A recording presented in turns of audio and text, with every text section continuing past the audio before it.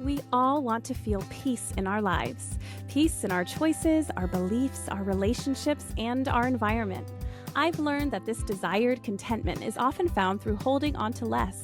When we pare down what we own, what we consume, and what we value, we're left with what's intentional, a personalized curation of what is important and true and useful to us. I'm Shannon Leyko, and you're listening to Paring Down, a podcast aimed at helping you declutter not only your home, but any area of your life that's overwhelming. Here, we're having interesting and honest conversations about the physical and mental clutter that drowns out what truly matters to each of us. And together, we'll learn how to pare it all down, not for the sake of perfection or becoming rigid, rather so we can move through life with less overwhelm and more joy, wisdom, and peace.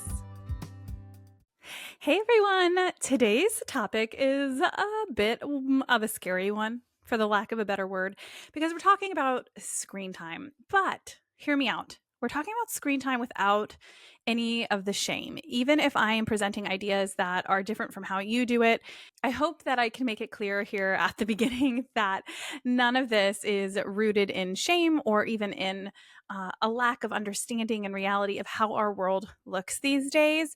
We're really just talking about the intentionality behind it. Like, this should be something that we really think through and make an intentional choice, because if we don't, then we're just going to fall into the way that, ads and marketers and app creators and Silicon Valley want us to fall into it, which is to be a little bit mindless about it so that all of our time gets focused into these screens. So it is something that I think we should be really intentional about. But then once we're intentional about it, our conclusions can and often will look very different, and that's okay. So we're just focusing on that intentionality piece today. And to me, decluttering and intentionality go hand in hand. So we are decluttering concepts and ideas and behaviors, and yes, physical things too, but all of that comes together when we're focused on making slower, more intentional decisions. So today's topic is really leaning heavily into that intentionality piece behind a big choice that we make in our home, and that is how we use screens.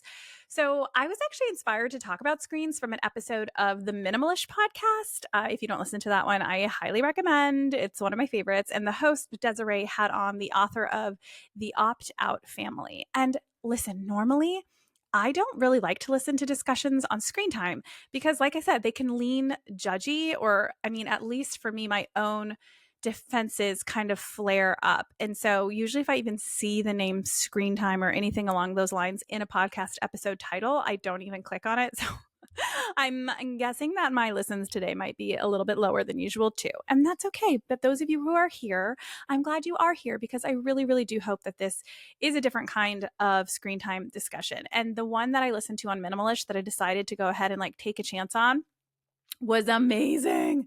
And it really, really inspired me, hence what I'm doing here today. So listen, the most important note, or maybe not the most important, but a very important thing to talk about before we dive into this conversation is a piece that I feel like is overlooked far too often and not used kind of as a caveat, at the very least, almost every single time that I hear a discussion on screen time. And that is that the socioeconomic divide makes it much harder for those who are barely getting by to turn off their screens for their little kids. Let me walk you through what this looks like. So maybe mom is at work all evening and night just to be able to keep the lights on in the house. So a sibling is essentially raising the younger child, because a lot of times jobs that are hourly jobs that maybe someone in a lower income home is doing usually are not this normal 9 to 5 hours, right? That's a very corporate kind of a mindset. Hourly jobs tend to be all over the board. So maybe mom isn't home and a sibling is the one that's taking care of the kid, and so they turn on the screens. Or maybe they don't live in a safe neighborhood, so getting the kids outside is really not as simple as it sounds. And maybe because of the energy required just for their basic needs to get met, the amount that they work and the amount that they're scraping by, they don't have the mental capacity to engage with the kids in a way that some people might say is better or worse. And that has no reflection of their love for them. Because especially, it's not like it was 50 or 100 years ago when neighborhoods kind of worked together to care for kids whose parents were struggling or couldn't be around, right? This sense of communal raising the kids has absolutely taken a nosedive. So those kids who were kind of raised by the community in years past, that's no longer a thing. So screens are kind of how they stay out of trouble, how they stay entertained.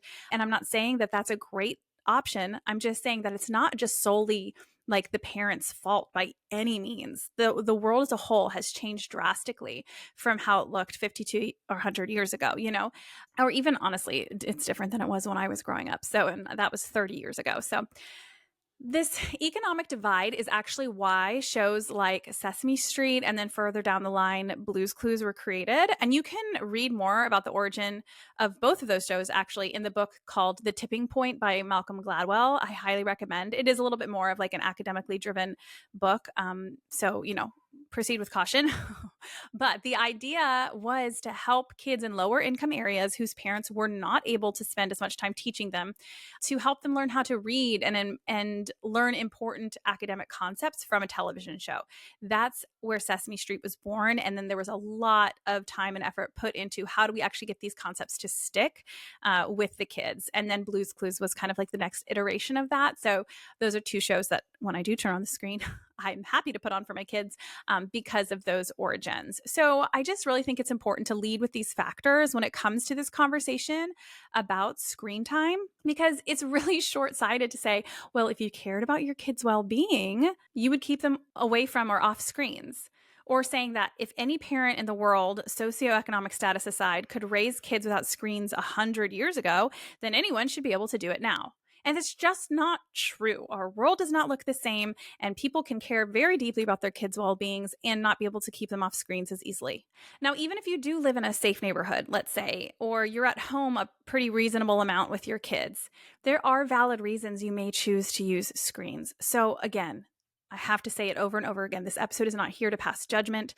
Rather, my hope is that if you have the privilege to do so, you can truly consider screen time for you and your children very, very intentionally. For most of us, we use screens kind of as I'm losing my mind and I need the kids to be quiet and peaceful for a period of time. At least that's me. I totally get that. And that can be really, really valid too. So we're going to talk about what that looks like. And the other piece of this conversation is for the kids who reach an age that parents begin letting them have their own phones or join social media. And I am not there in my parenting journey yet, but of course I will touch on that here today. So let's first consider a few stats, which I am sure many of you have heard before. So starting with just like, what does the American Academy of Pediatrics recommend for kids? So under 2 years old, they recommend 0 screen time, including television, electronic media, DVDs, computers, electronic games, 0. 2 to 5 years old, they recommend no more than 1 hour per day, which we all know creeps up real quick. And from 5 to 17 years old, they recommend no more than 2 hours per day. And they say they don't include homework in that. So this is where the stats come in that really show how far off the reality is from those recommendations. So kids and teenagers ages 8 to 18 spend an average of more than 7 hours a day looking at screens. 81% of teens in a new national survey by the Pew Research Center said that they feel more connected to their friends and associated social media use with feeling included. However, this is a big however, in a month-long experiment at the University of Pennsylvania, college students who limited themselves to just 30 minutes a day of Facebook, Instagram, and Snapchat, so of social media, reported significant decreases in loneliness and depression. So that 81% of teens are saying, oh, I'm feeling more connected to my friends. Like, this is how I feel included. But when they actually did an extended study on this, there's those feelings, those internal feelings of loneliness and depression significantly decreased by the decreased use of social media. Another one is that, broadly speaking, it has been found that excess exposure to television has been associated with a wide variety of negative effects on health. These effects range from an increase in violence and aggressive behavior, distorted sexual images, body image problems, and obesity or nutritional problems. So you might be saying, Shannon, I thought you said you weren't going to shame me. I'm not here to shame you. I'm just letting you know, as part of the intentionality here, what some of these kind of more uncomfortable statistics are, so that you can make your decision moving forward accordingly in a way that feels balanced and good for you. Because sometimes, while these might feel tough to hear, these research-based recommendations and facts are really important to digest. We can't just brush them off and say, because they make me uncomfortable, because they're not fun to hear, I'm going to ignore them. That's not intentionality either. The facts are facts, right? We have to take them into consideration. And those of us who want to make intentional choices about screen time while maintaining our sanity at the same time, I get that. We need to know why we're going to make this choice that does feel harder in some respects to cut back. I do not have all the answers of exactly how you should approach screens or what cutting back the perfect amount is. Some people might say zero screen time at all. Others might say, we don't put limits on the screens at all either because of X, Y, and Z reasons. And so I'm just going to share our approach, my husband and our approach this far into parenting because it feels right for us, the way that we're doing it. And maybe it'll help you on your quest to develop what feels right for you and your family. And this doesn't mean feel right just like in what makes life easiest day to day. Because sometimes I do feel like it'd be easier just to turn on the TV more, even though, of course, their outbursts and that sort of thing kind of get worse with the more television. So I've kind of learned that it isn't necessarily easier. But I'm not saying that making the right choice for your family is just about the ease. The right choice is really what sets you and your kids up for healthy futures. Okay. So for me, I worry most about their mental health. I worry about them not being able to enjoy the incredible, imaginative years of their youth because they're too busy not being bored thanks to screens. Like I think boredom is really important. And they only have this short period of time to dive into that imagination because as we get older, we know that that part of our brain doesn't work the same way as kids. So, this is an important time of their life to really lean into that. And I also worry that they won't learn how to form deep, connected friendships. I'm just so worried that they're going to feel isolated and discontent, or incapable even of developing, let's say, longer attention spans. These are all my concerns that go into screen time. And the biggest concern is just that anxiety and depression, which is something so common today, even starting in elementary school years. And like to me, it's just so obvious that the biggest factor that has increased the amount of mental health issues and decreased the age at which they start is this overexposure to screens. And so seeing that is a big picture why as to why we make the choices we do regarding screens in our home. So here's what we do kind of on a high level, and I'll walk you through the details of each. So the first thing we do is we have predetermined times for television. We have number 2 is we have predetermined types of screen time that we allow. Number 3, we have predetermined types of shows we will allow. So these predetermined intentional choices are important, like predetermining ahead of time, right? Not just in the moment. So those are the big 3 predeterminations are the time what time of day, what time we watch television, what type of screen, and what type of shows or interactions, games. And then number 4 is that we are consistently sharing with our kids why these are our choices, always helping them understand the why behind the no's or the not right nows. And number 5 is clear communication that their job is to play and entertain themselves, and that's not always our job to provide. And I'll dive into that in a little bit too. So those are our big 5. Aaron and I have also drawn a line. I do want to touch, on the future because I'm not there yet. And like I said, I usually say never, but there are certain things that I feel strongly about. And I know that the answer is going to be no. And I can count on myself based on my past. Let's say when I had kids, I was like, they're not going to use tablets or iPads in the house, and they never have. So there are certain things I trust myself on moving forward. And so we have drawn the hard line that our kids will not get smartphones until they've been driving for at least 1 year. We want them to get in the habit of driving without the option of looking on their phones for obvious safety reasons. This isn't to say that they won't have a phone to communicate with us, but it will not connect to the internet. This also means no social media. We understand that there are certain challenges that this might create. Sometimes like a team communication for sports is via social media or practical uses like that. However, we really trust that we will find a way to make it work. And if you want more information about all of that could look like, I really do recommend that episode of Minimalism I mentioned at the beginning. I'll link it in the show notes. And that author really talks through what this looks like on a practical level. If you haven't watched the Social Dilemma documentary on Netflix, I definitely recommend that as well. I always take documentaries with a grain of salt because a lot of them can be biased in certain ways for certain reasons. But there's a lot of truth because there's a lot of real reality presented in documentaries at the same time. And you'll listen that if these creators of high-tech screen software who are interviewed for this documentary, if they created the software, they create the apps and the algorithms and all of that. If they don't let their own kids use them, which they explain that they don't let their kids use social media or smartphones, I think that's a pretty good sign that I shouldn't either. So, yeah, I do want to say also, though, that our screen use has evolved. I've always been a stickler, like I mentioned, about it in some senses, but there have been seasons that we've gotten in the habit of watching way more hours than I'm comfortable with. Like during the pandemic, I'm pretty sure a lot of us fell into that boat. And so, just to encourage you that it is never too late to recalibrate and adjust. And I find myself doing this often, like as we go through different stages, like entering summer or we're entering, spring break or winter break or whatever, and you get a little bit more lenient, and then you see, oh my gosh, I'm not sticking to the things that I like to do. We always kind of have to recalibrate because it's easy to get sucked in more and more. So I want to say that too. It's not like I've always been perfect when it comes to sticking to what I feel is best for screen time. All right, I'm going to dive into the details of how we currently do things. Again, this is not saying this is the only way or the best way to do things, but I think sometimes it's helpful to hear how other people address these kinds of challenges in our parenthood and in our kind of paring down intentional mentality, and just pick and choose what sounds good to us and feel inspired. So this is how we do things. That number one rule in terms of predetermined time for television. And I say television specifically because that is the only type of screen our kids have, which I'll get to in number two, but predetermined time. So it used to be that my kids would get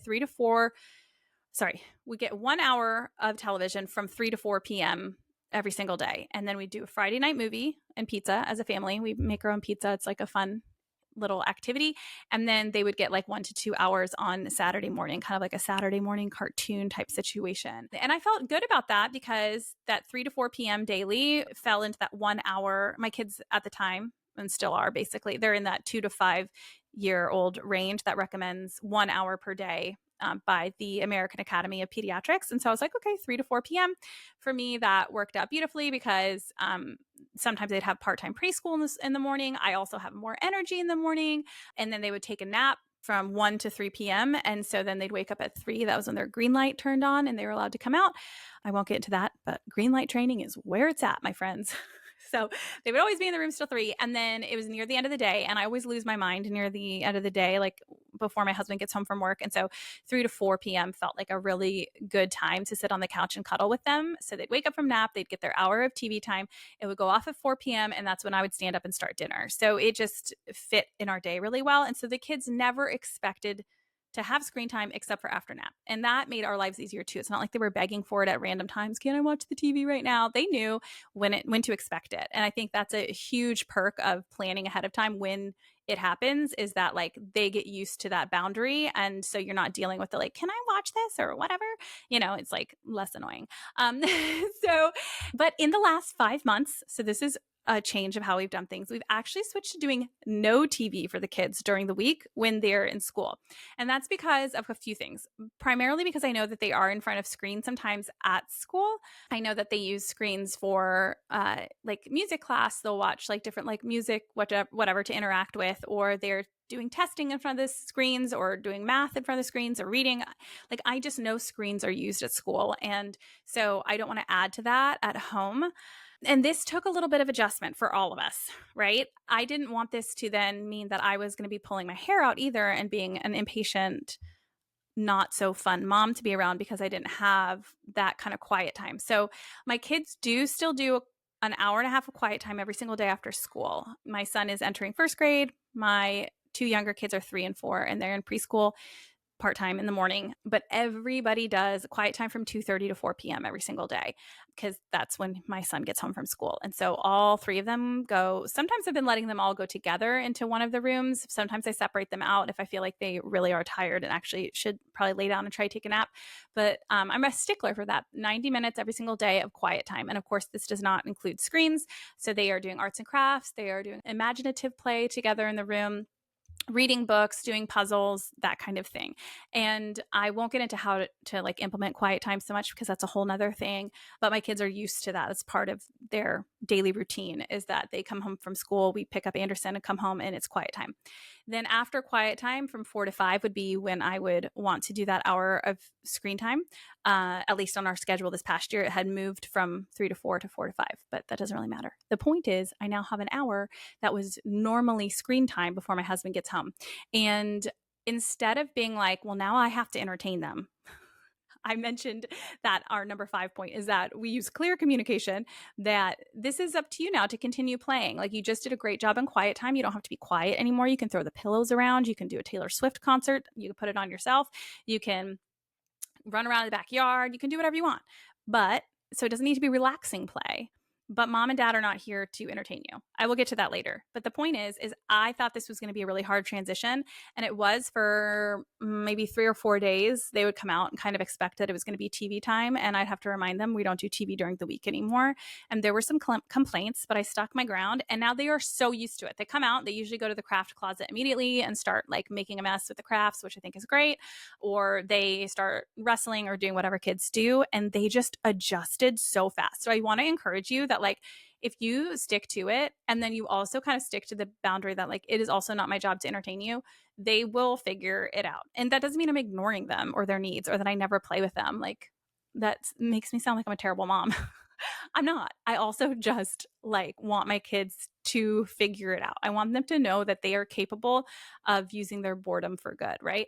So anyway, that's what we do now in terms of predetermined time for television. We still do one family movie night a week and Saturday morning TV time.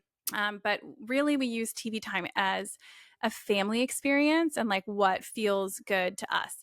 I do want to say also that in terms of non-predetermined times for television, we do allow certain things a little bit more often than others. So like JoJo, our daughter's obsessed with Taylor Swift. If she wants to turn on the Eras Tour on Disney Plus and put on her own Eras Tour concert, she like sets up a stage and puts on different costumes and sings along to it and dances. She is allowed to do that. That's kind of like, if you ever want to put on a Taylor Swift concert, feel free, because she's interacting. She's not just like sitting there staring at the screen.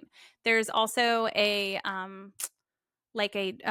what's it called? Art hub for kids on YouTube where they can learn how to draw things. Sometimes we'll let our kids do that. Not all the time, but there are certain kind of exceptions we make when it's interactive, right? Like I've gone onto YouTube and found ballet classes when my daughter misses her ballet class and she really wants to do it. Then I let her put on her ballet outfit and her shoes and she does a ballet class in the living room. So when it's interactive, that's great. And then, like I said, that movie night is really important for us because it's family time. And I think a family experience watching a movie is cute and wonderful and a great little experience. I'm not going to villainize screen times as a whole. Like we enjoy our family movie night. And I will say also, my son sometimes gets to play video games with Aaron, like sometimes. I mean, like maybe once a month, if that. And Aaron has to be playing with him. Obviously, it's a kid-friendly game like Minecraft or whatever. And it's quality time between him and his dad. But he's never just like playing video games without one of us there, or like not one of us even there. Like Aaron has to be playing with him. I can't just be cooking in the kitchen and he's playing a video game. Like that's just not how we operate at this stage of life. Okay, number 2. So that was number 1 was predetermined times for television. Number 2 is predetermined types of screens that we allow. Like I mentioned, in our home, we don't do handhelds except for when we're traveling in the car, and it must be for 2 or more hours. So we're talking road trips. So for us, that's like a couple times a year, like maybe 5 times a year, that they get to use their iPads, or if we're like on an airplane, which for us is like maybe once a year, if that. So right now, when we were in Alaska, it was a little bit more than that, but that's when they get their handhelds. So they each have an iPad. And of course, we're very specific about what types of shows we allow. These all kind of go together because that's number 3. And no video games also like in the car. Well, no, that's not true. When they're on the handhelds, Anders now does have a couple of games, but they're like academic type games that he gets to play. Certainly nothing with violence or anything like that. So the types of screen time we allow, like I mentioned, is just the television. And we only have one TV in our house, and it is in a central spot. It's in our living room, and that's what they get to watch when they do have TV time. And the reason is because, like I mentioned, we want this to be intentional. So if they're watching the television, we want it to be at a minimum, they're watching it with their siblings, but it's in a central space. It's usually a family affair now because it's only on Friday night family movie night, and then Saturday morning cartoons. Aaron is in the kitchen making waffles. He does that every Saturday morning. I stay in bed because I am a queen. I am a princess. And then the kids are watching TV and Aaron's right there, right? Like it's kind of like a communal experience versus them zoning out on the iPad, unaware of the rest of the world, right? And so even in restaurants or that kind of thing, for us, it's just a no-go on iPads. I did allow one time, I had to go get blood work, and my 3-year-old couldn't go to school that day for doesn't matter. He couldn't go to school and I had to take him with me. And so I was literally going to have a needle in my arm and I couldn't move. And so I was like, I need him to stay still no matter what. So I did bring an iPad and he watched it for 9 minutes while I had a needle in my arm. And I feel like that was a good excuse. But as a whole, we don't use iPads. And it's amazing. It is amazing that your kids like really will be okay without it. And again, I'm not judging you if you do use them because I don't have your kids. I don't know your life. I don't know if your child is on the spectrum in any way or has a mental health issue or a physical health issue, anything, right? Like, I don't know your life. And that's fine. You keep doing what you need to do. However, if part of you is like, I just feel like it's really hard and they're just like really talkative, then I know I kind of don't want to have them on iPads all the time, but it's just hard, and you're feeling a little bit of a like a pull, then that's why I'm sharing this. Is like maybe you can reconsider and know that it can work without those handheld screens. Number 3 is those predetermined types of shows that I've mentioned. So for us, we do no YouTube at all, no YouTube Kids, even with parental controls. We unfortunately have had an experience with, he was like watching, my son was watching this, like we allowed it if we were in the room a while ago when I first was like, okay, I will allow YouTube. It was for the first time ever. It was when he was like 5 and I had to be in the room and I had to be actively kind of like watching it to make sure, because you just never know what's going to pop up because it's not regulated. And I didn't catch it. I didn't catch that. I guess there's this kind of like, it wasn't even a huge deal, but this like kind of bad guy character that I'm really not comfortable with, like super creepy, pop up in this like Minecraft show he was watching. It was like a how to play Minecraft. And so he basically is watching someone else play Minecraft. And I had watched a bunch of it. It was totally PG. I had looked up all the different ratings online about this show. Everyone seemed to agree that it was pretty good for kids and it's fine. But I was still always in the room kind of keeping my eye out, and I missed it. And then I found out through his teacher at school that he and another kid were talking about this like creepy character, and then he was scared one night and I asked why, and he told me about this character, and I'm like, where did you even see that? And he told me where he saw it, and he didn't want to tell me at first because, and I could tell because he knew that I would take away the show. But I said, honey, like, I don't want you to be scared anymore. We talked about it because I don't want him to not tell me the truth in the future because he's afraid that he's going to lose things. But he understands now and he kind of gets it. So anyways, we do no YouTube at all because even if I'm in the room, if I'm not glued to the screen, you never know what you're going to miss. So for us, that's a no-go. We do no violence, no borderline bad language. So that's usually TVY. And I don't say bad language because like Taylor Swift definitely curses in her songs. And my kids, like, it's so funny. They'll literally recite to people like, Taylor Swift says bad words, but that doesn't mean we're allowed to. Like, they know that people will say bad words, and like they go to school and there's around other kids and like they hear bad language.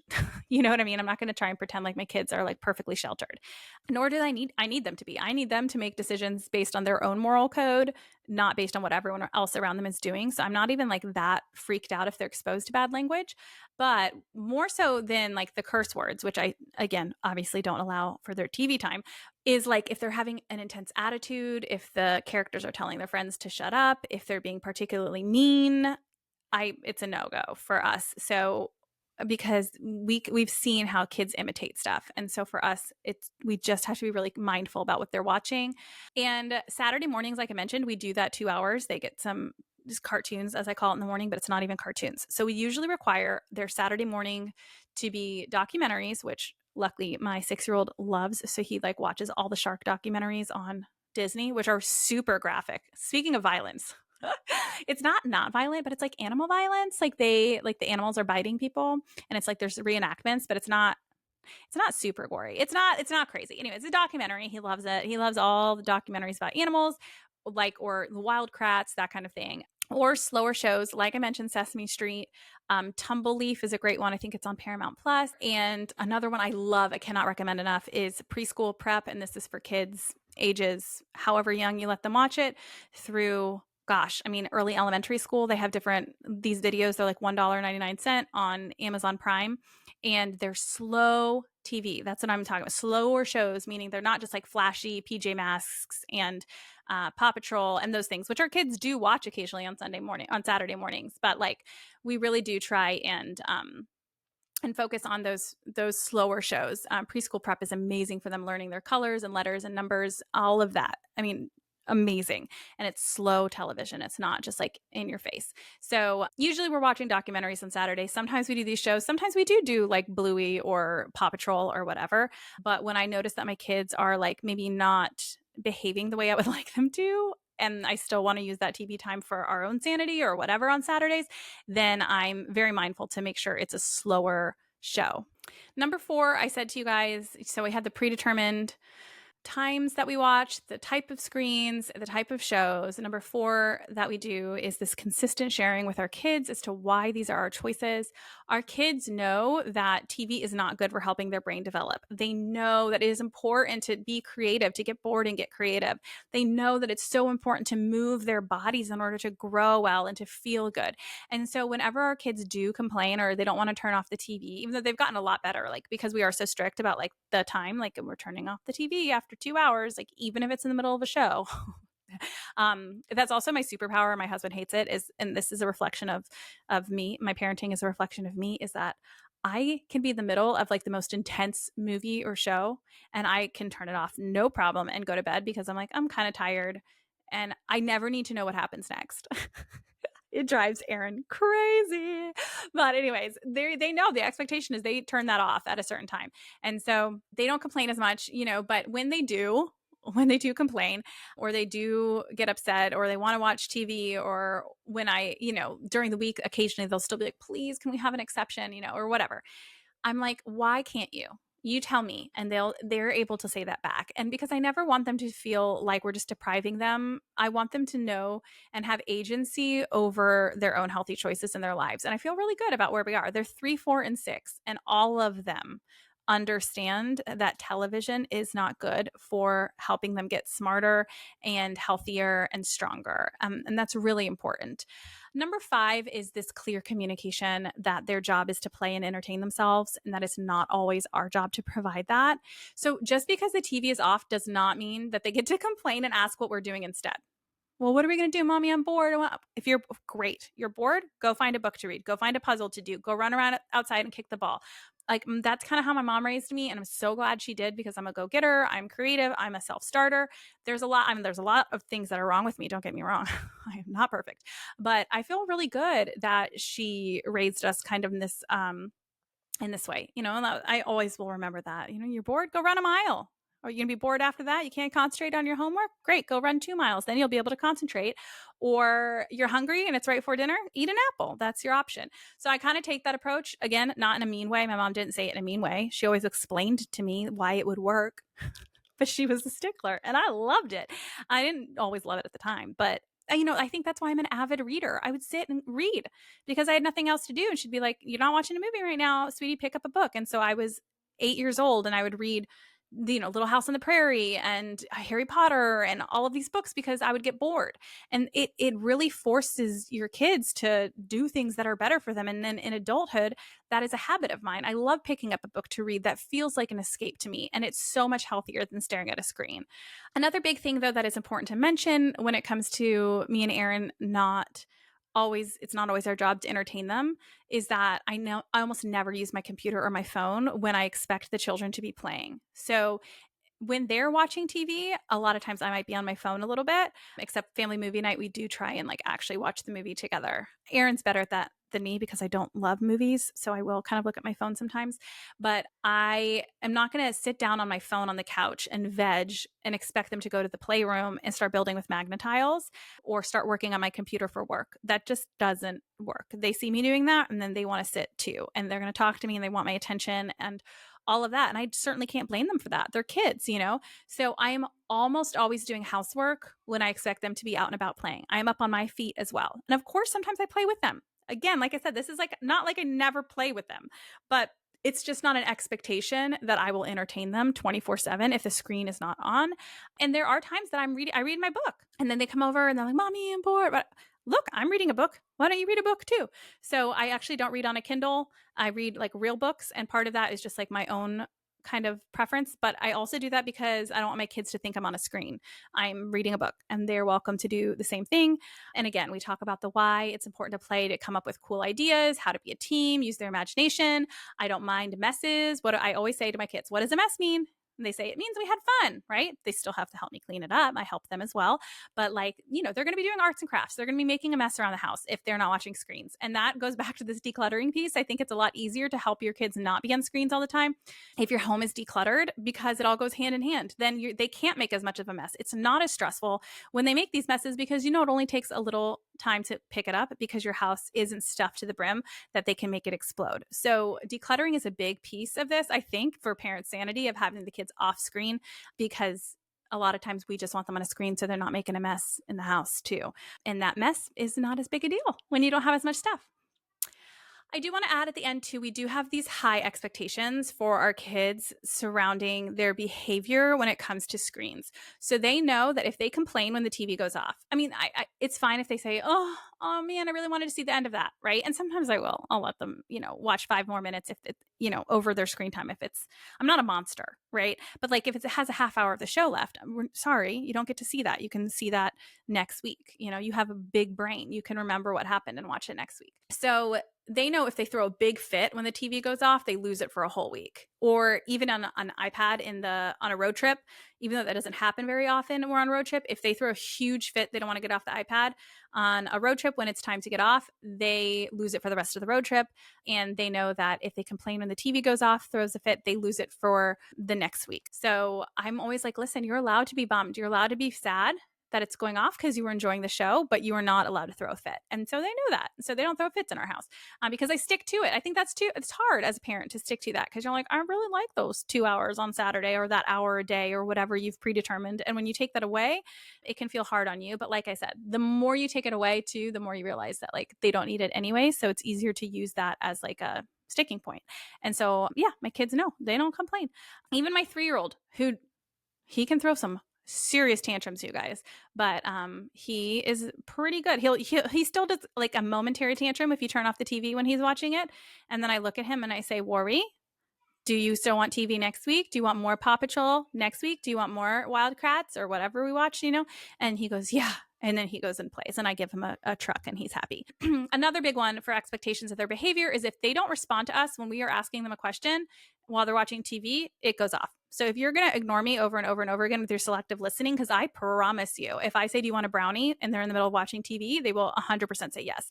If I say, hey, Anders, did you X, Y, and Z? Like, I need some information from them. And if he does not respond, then the TV goes off. They do get one chance because I recognize that, maybe they're really, really focused. They didn't hear you, whatever. But if I'm having to ask, Anders, can you hear me? Right? Nope, not going to happen. So they are very good at responding when I ask them a question while they're watching TV. And then the other big one is that when we're on a road trip and we're allowing those handheld screen times, they have to be willing to help each other or share if necessary, or else everyone loses a screen. So if their brother's screen runs out of battery, they have to share with him. If one of them doesn't know how to figure something out, the older sibling or the other sibling has to be willing to stop and help them while we're driving. If they start fighting over screens or not being willing to stop what they're doing in order to be mindful and helpful to those around them, then they lose the screens. And to me, this is really important because I don't want them to be in their phones in the world, not looking around them and seeing who is in need, who can I help?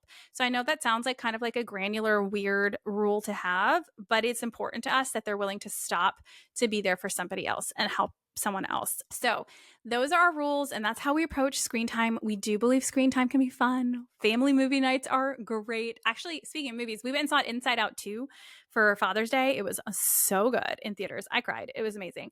But anyways, we think family movie nights are great. We think Aaron and Anderson occasionally playing a video game together, it's a really fun time for the two of them. And some people even consider FaceTiming with family as screen time. We don't necessarily consider it that because they will occasionally FaceTime their grandparents. It's not for very long. They're they think it's just funny to call them. They don't necessarily have a whole lot to say at 3, 4, and 6. But, there are good things for screens, right? And I do want to say too that we have moved away from screen-led educational games. Like I said, when they are on their iPads in the car, we do have educational games for them. But for a while, we had this reading one that we really loved on Osmo. And part of me wants to recommend it because it's really, really cool. And we loved it because they used real books in front of them that connect to the iPad. And so they're reading from the book. And then the iPad is helping them read. It uses voice recognition to hear what they're saying and as they read out loud to help them along. It's very, very amazing technology.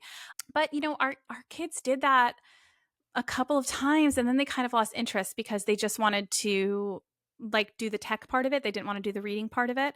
And we realized that screens are just so unnecessary in our lives in order to foster a love of reading and foster a love of learning that it took more time to set it up than it would take for them to play with it. And so eventually we were like, we don't need this anymore. And part of me thinks we haven't gotten rid of that system because they do have a coding one that I'm like, I want my kids to learn how to code. I think that's cool. So like I said, I think that there are good parts about screens, but you just have to be mindful about how you're using them and if they're really worth it. So right now we've put that away and we haven't used it in probably about a year because we were using it for reading and we realized our kids learn the best reading by us reading with them and looking at signs as we drive down the highway or the street. I won't get into too much about how Aaron and I personally use our screens, but like I mentioned, we do our best not to be on them when we are around the kids, especially when we're expecting our kids not to be on screens. We don't watch TV while they're running around and playing our own shows. That's just not what we do.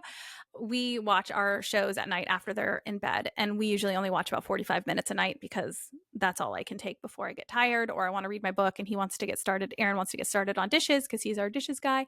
So we don't watch a whole lot, to be honest. We'll watch one episode of something in the evenings, but not when the kids are around. But all in all, listen, we feel really good about screens right now. Not using them during the week has been a really awesome shift. Our kids, we've just seen their creative play completely blossom. And that's just from losing 1 hour a day. I didn't think there was going to be that big of a difference because it wasn't that much to begin with.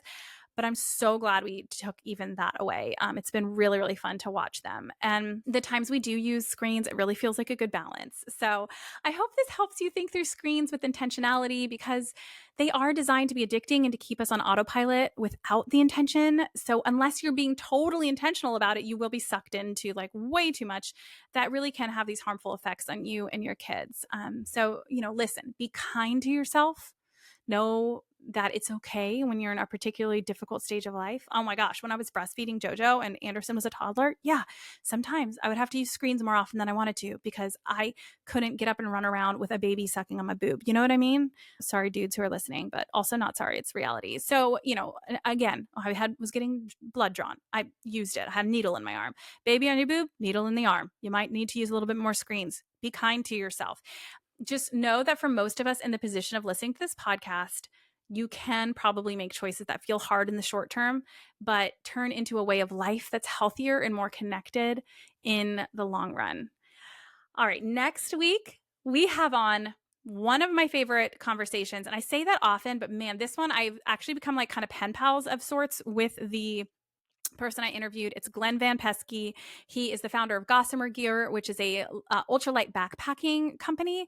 And he wrote a book called Take Less, Do More. And it's about how his lessons of backpacking with less. I mean, I'm talking literally he backpacks with 2 pounds for weeks. And you're like, how do you survive with 2 pounds on your back? I don't understand.